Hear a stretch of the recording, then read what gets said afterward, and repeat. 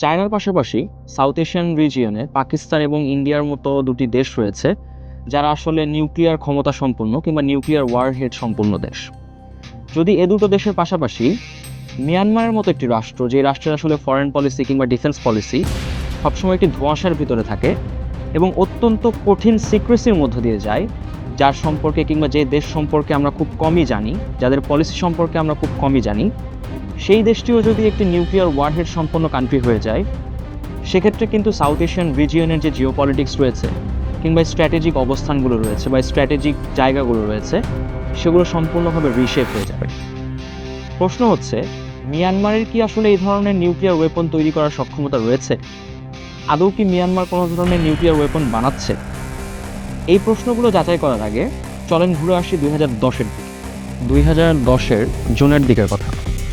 US সিনেটের east Asia এবং Pacific রিজিয়নের foreign affairs কমিটির যিনি চেয়ারম্যান ছিলেন, তিনি জিম ওয়েব। তার একটি বিশেষ রাষ্ট্রীয় সফরে মিয়ানমার আসার কথা ছিল, কিন্তু হুট করে এই সফরটা আসলে ক্যান্সেল করা হয়।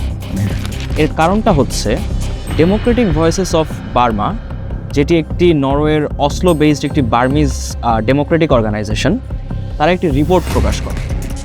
এই রিপোর্টে দেখা যায় একজন ডিফেক্টেড মিয়ানমার আর্মির মেজর, যার নাম হচ্ছে সাই থিন উইন, সে পালিয়ে আসার পরে একটি বিশেষ ডকুমেন্টারিতে অংশগ্রহণ করে এবং এই ডকুমেন্টারির মাধ্যমে সে মিয়ানমারের একটি পসিবল নিউক্লিয়ার প্ল্যানের কথা প্রকাশ করে দেয়।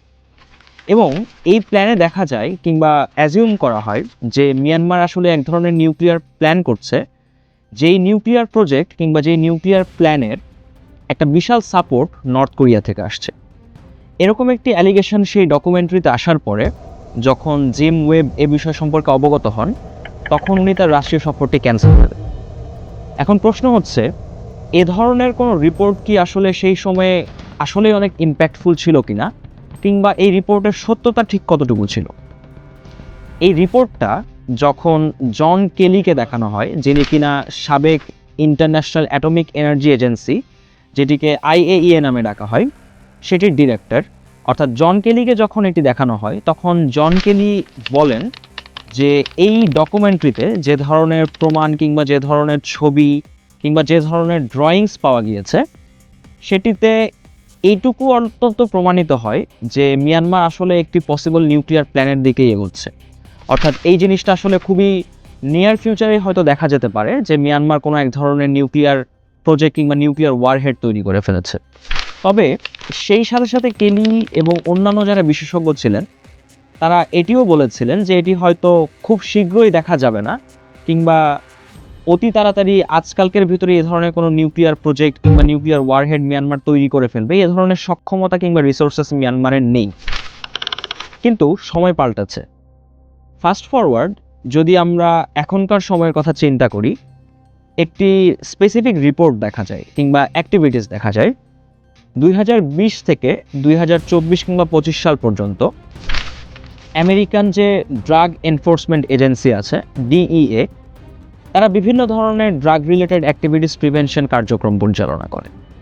এবং এই পরিচালনার বা এই অপারেশনগুলোর অংশ হিসেবেই 2024-এর দিকে, অর্থাৎ এমন একটা সময় যেই সময় আমরা একটি মাল্টিপোলার ওয়ার্ল্ড দেখতে পাই, যেই সময় আমরা দেখতে পাই যে বিভিন্ন ধরনের কনভেনশনাল ওয়েপন থেকে পৃথিবী একটি নন কনভেনশনাল বা নন ট্র্যাডিশনাল ওয়েপনের দিকে যাচ্ছে, ঠিক সেই সময়ে এই ডিপার্টমেন্ট যে ড্রাগ এনফোর্সমেন্ট কমিটি রয়েছে, তারা একজন জাপানি নাগরিককে গ্রেফতার করতে সক্ষম হয়।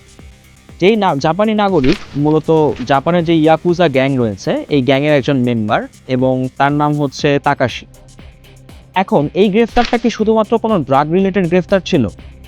ব্যাপারটা সেরকম ছিল না। যে নাগরিককে গ্রেফতার করা হয়, তার কাছে স্পেসিফিক কোয়ান্টিটির প্লুটোনিয়াম, থোরিয়াম এবং ইউরেনিয়াম পাওয়া যায়। এবং তার থেকে ভয়াবহ ব্যাপার হলো, এই প্রত্যেকটি পদার্থই, অর্থাৎ প্লুটোনিয়াম, থোরিয়াম এবং ইউরেনিয়াম, এই সবগুলো ছিল মিলিটারি গ্রেডের। এবং তাকে গ্রেফতার করার পরে যখন জিজ্ঞাসাবাদ করা হয় এবং বিভিন্ন ধরনের প্রমাণ ক্যাপচার করা হয়, দেখা যায় যে ওই ব্যক্তি কিংবা ওই জাপানি নাগরিক এই জিনিসগুলো মিয়ানমার থেকে পাচার করে নিয়ে এসে বাইরের বিভিন্ন দেশ কিংবা বিভিন্ন গোষ্ঠীর কাছে বিক্রি করছিল। তার মানে এটুকু প্রমাণিত হয় যে মিয়ানমারের কাছে মিলিটারি গ্রেড প্লুটোনিয়াম থোরিয়াম কিংবা ইউরেনিয়ামের একটি বিশাল সংখ্যক রিসোর্স রয়েছে। কোশ্চেন হতে পারে যে আসলে এই ধরনের রিসোর্সেস কিংবা এই ধরনের কোয়ান্টিটির প্লুটোনিয়াম, থোরিয়াম এবং ইউরেনিয়াম দিয়ে মিয়ানমার কী করছে? তাহলে কি 2010 সালে যে অ্যালিগেশনসগুলো এসেছিল যে মিয়ানমার হয়তো খুব তাড়াতাড়ি আজকালকের ভিতরে না হলেও নিয়ার ফিউচারে নিউক্লিয়ার ওয়েপন বা নিউক্লিয়ার ওয়ারহেড তৈরি করার সক্ষমতা রাখে, সেই ধরনের কোনো কিছু আদতেও মিয়ানমারে হচ্ছে কিনা? এরপরেও কিছু আসলে সন্দেহ থেকে যায়। সন্দেহগুলো হচ্ছে, যেমন অনেক ক্রিটিকরা সন্দেহ প্রকাশ করেন যে মিয়ানমারের গভর্নমেন্টের যে স্টেবিলিটি কিংবা মিয়ানমারের রিসোর্সের যে অভাব বা ইকোনমিক যে অবস্থা, সেই অবস্থাটা হয়তো মিয়ানমারের জন্য এ ধরনের কোনো নিউক্লিয়ার ওয়ারহেড তৈরি করা সম্ভব না কিংবা খুব একটা সহজ কোনো কিছু না। কিন্তু এ ধরনের মিলিটারি গ্রেড যে পদার্থগুলো রয়েছে সেগুলো কোনো একজন নাগরিকের কাছ থেকে পাওয়া, যে সেগুলো পাচার করছে কিংবা স্মাগল করছে মিয়ানমার থেকে, এটি আসলে অনেক বেশি শঙ্কার। এবং এটি বাংলাদেশের জন্য একটি ক্লিয়ার মেসেজ দেয় যে আজ থেকে না হলেও, মানে আজকে না হলেও হয়তো আজ থেকে 10 বছর পরে মিয়ানমার এ ধরনের নিউক্লিয়ার ওয়ারহেড তৈরি করতে সক্ষম হবে। এবং যদি এ ধরনের নিউক্লিয়ার ওয়ারহেড তৈরি করতে মিয়ানমার সক্ষম হয়, তাহলে প্রশ্ন ওঠে বাংলাদেশ তার নেইবরিং কান্ট্রি হিসেবে অন্যান্য মিলিটারি কিংবা অন্যান্য আর্ম ফোর্সেস রিলেটেড জায়গাতে ঠিক কতটুকু উন্নত হচ্ছে কিংবা উন্নত করছে নিজেকে। ডিফেন্স ফোর্সেস গোল বা আর্ম ফোর্সেস গোল 2030 ঠিক কতটুকু বাস্তবায়ন হচ্ছে এবং কতটুকু বাস্তবায়নযোগ্য, এই বিষয়গুলো নিয়ে প্রশ্ন ওঠে। রিসেন্টলি আমরা আবার দেখেছি 2025 সালে মিয়ানমারের নিউক্লিয়ার প্ল্যান নিয়ে আবার বিভিন্ন ধরনের রিপোর্ট এসেছে, যেই রিপোর্টগুলো সত্যি অনেক বেশি কনফিউজিং এবং ডাউট তৈরি করে এই সাউথ এশিয়ান রিজিয়নে কিংবা এই স্পেসিফিক রিজিয়নে নতুন কোনো নিউক্লিয়ার শক্তির উত্থান ঘটে কিনা সেই বিষয়ে। ধন্যবাদ। থেকে এটি আসলে অনেক বেশি শঙ্কার এবং এটি বাংলাদেশের জন্য একটি ক্লিয়ার মেসেজ দেয় যে আজ থেকে না হলেও, মানে আজকে না হলেও হয়তো আজ থেকে 10 বছর পরে মিয়ানমার এ ধরনের নিউক্লিয়ার ওয়ারহেড তৈরি করতে সক্ষম হবে। এবং যদি এ ধরনের নিউক্লিয়ার ওয়ারহেড তৈরি করতে মিয়ানমার সক্ষম হয়, তাহলে প্রশ্ন ওঠে বাংলাদেশ তার নেইবরিং কান্ট্রি হিসেবে অন্যান্য মিলিটারি কিংবা অন্যান্য আর্ম ফোর্সেস রিলেটেড জায়গাতে ঠিক কতটুকু উন্নত হচ্ছে কিংবা উন্নত করছে নিজেকে। ডিফেন্স ফোর্সেস গোল বা আর্ম ফোর্সেস গোল 2030 ঠিক কতটুকু বাস্তবায়ন হচ্ছে এবং কতটুকু বাস্তবায়নযোগ্য, এই বিষয়গুলো নিয়ে প্রশ্ন ওঠে। রিসেন্টলি আমরা আবার দেখেছি 2025 সালে মিয়ানমারের নিউক্লিয়ার প্ল্যান নিয়ে আবার বিভিন্ন ধরনের রিপোর্ট এসেছে, যেই রিপোর্টগুলো সত্যি অনেক বেশি কনফিউজিং এবং ডাউট তৈরি করে এই সাউথ এশিয়ান রিজিয়নে কিংবা এই স্পেসিফিক রিজিয়নে নতুন কোনো নিউক্লিয়ার শক্তির উত্থান ঘটে কিনা সেই বিষয়ে। ধন্যবাদ।